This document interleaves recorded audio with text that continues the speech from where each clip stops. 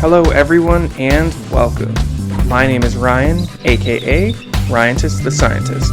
I am on a mission to empower and inspire everyone with knowledge and fervor of the natural world. Maybe you have some questions, and that's great.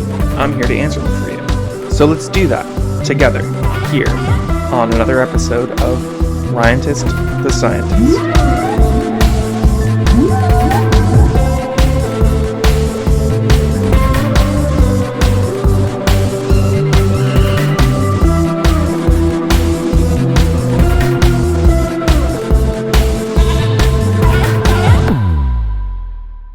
Hello everybody, and welcome back to another episode of Ryantist the Scientist.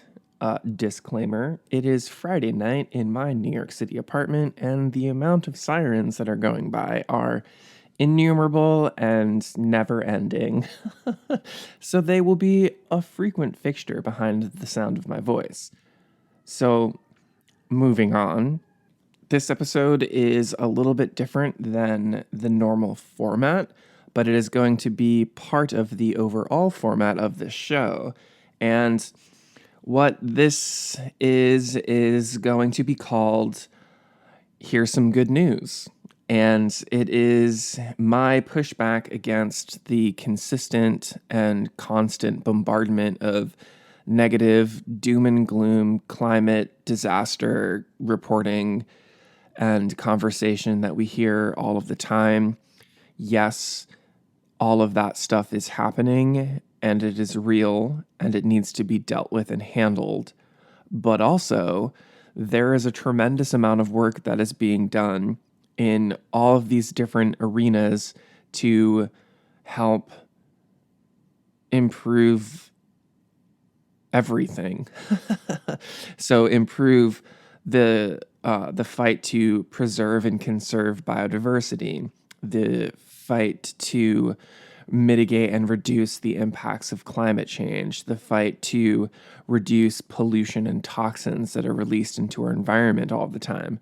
There's tremendous headway that happens all of the time, and this is to highlight all of those things.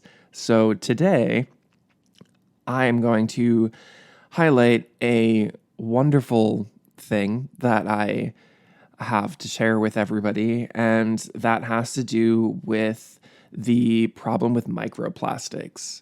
So the issue with plastics and microplastics at large is one that I'm sure that everyone is pretty familiar with, and that has to do with plastics probably shouldn't be made anymore because we know enough about them to know that they're terrible, but they take thousands of years to break down. They are often, almost all of the time, not recyclable. Even soda bottles, I hate to break it to everybody, soda bottles are not recyclable. They do not fit the minimum criteria for the minimum quality criteria in order to be broken down and turned into another thing. It doesn't happen. Sorry. But microplastics. So when plastic does break down, or plastic that is very small that's found inside of other things like diapers and clothing and furniture, etc., carpets, when it gets into the water supply and gets into the ocean, we have the problem with microplastics being in everything everywhere on Earth. That every form of biota in the universe has microplastics in them. And that's not good. And that's the type of news that we hear all of the time. And it's a lot. And, climate anxiety and eco anxiety are very real things. But I'm here to tell you some good news. So here's some good news. There's been some groundbreaking research that has happened very, very recently, like within the past several days, that has identified that freeze-dried and then superheated egg whites can be used to remove salt and microplastics from ocean water with a 98 and 99% efficiency, respectively. So, microplastics with a 99% efficiency rating. These eggs, just eggs, that go through this process can be used with a 99% efficiency rating to remove microplastics from ocean water. That's tremendous news for the problem with microplastics. So, what does that mean? This type of material that can be generated now using eggs and these processes of freeze drying and superheating to create these essentially this kind of netting that water can pass through and the microplastics cannot pass through. It can be used to filter microplastics out of the ocean, which is a tremendous thing. It can also be used to filter microplastics out of the waters that are releasing them into the ocean. So like think of it like this. Like there's a bunch of, how do I say? You've bled all over the floor. There is a huge pool of blood. We should stop you from bleeding. We should stop the plastics from getting into the ocean in a lot of different ways. And it's much more than just this. But this is like a big win for being able to stop a stream of plastics from getting into the ocean and staying there for thousands of years. This is a good thing. This is a win. This is some good news, guys. Some other good news. So, not too long ago, the Environmental Protection Agency in the United States, the EPA, they designated two of the most widely used PFAS, these forever chemicals that you've probably heard about, chemicals that once they're synthesized and they're discharged into the environment, it's nearly impossible, or I mean, it is impossible to remove them. The EPA has designated two of the most widely used of these PFAS as hazardous substances under CERCLA, or the AKA the Superfund law. So what does that mean? That means that the EPA now has reporting requirements for industries that release PFAS into the environment. It's not the best, but it is a significant stride. So it has reporting requirements. So if you release a certain amount of PFAS into the environment, there's a reporting requirement that there are a lot of steps to hold industries accountable for. There's a lot of organizations that do the holding accountable of the industries. So find them, Environmental Working Group. So once you've released X amount of these chemicals into the environment, there's a reporting requirement. And the EPA then gets triggered to investigate your release of them to decide whether or not there's a cleanup that has to happen. So the cleanup then is funded by the Superfund, the dollars associated for this law. But the EPA also reserves the right to be able to penalize the releaser of the chemicals and make them pay to clean it up. So it's not the most perfect system, and it's definitely a huge step in the right direction. So like it's a big step in the direction of accountability and having a process to get rid of these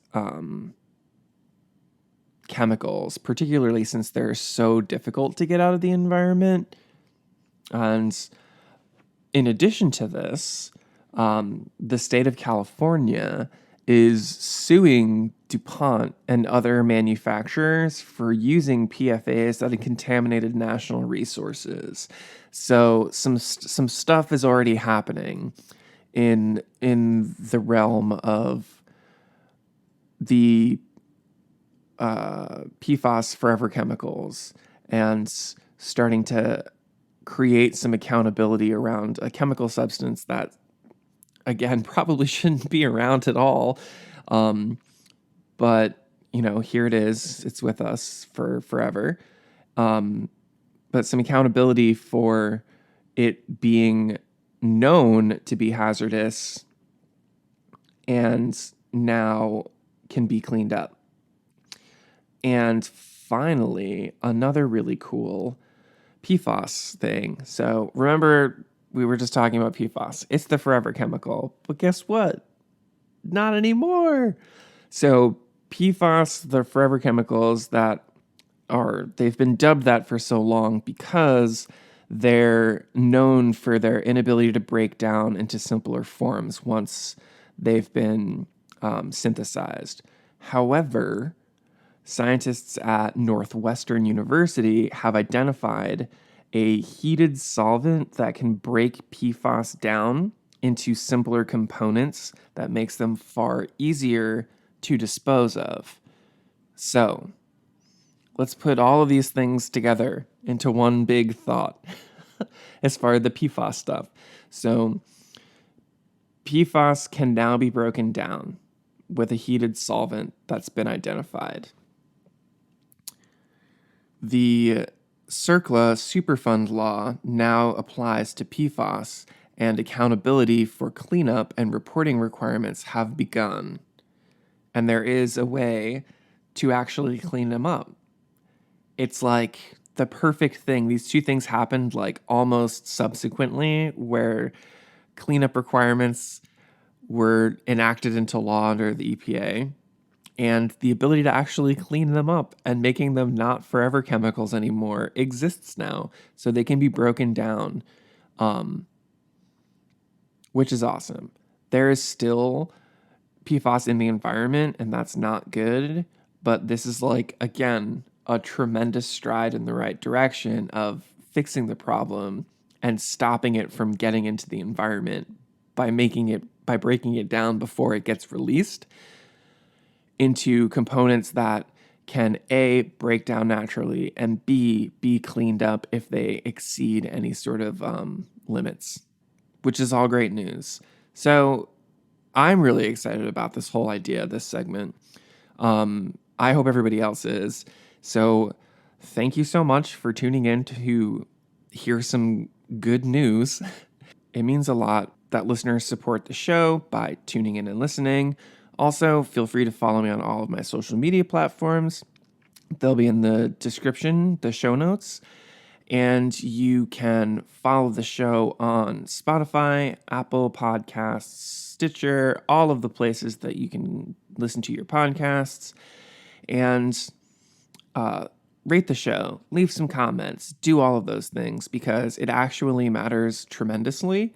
And it helps people discover the show when people are interacting with the show because of the way that the internet mathematics and algorithms and all those things work. So thank you for listening. Thank you for doing all those other things. And until next time, thanks.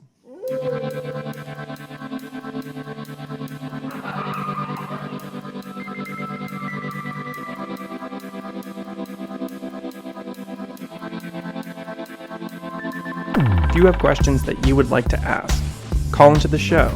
That phone number is 347-470-4144. Again, 347-470-4144. And remember, there are no questions that are too big or too small.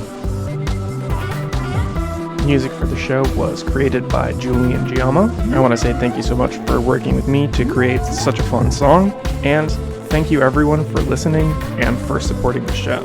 See you all again next week.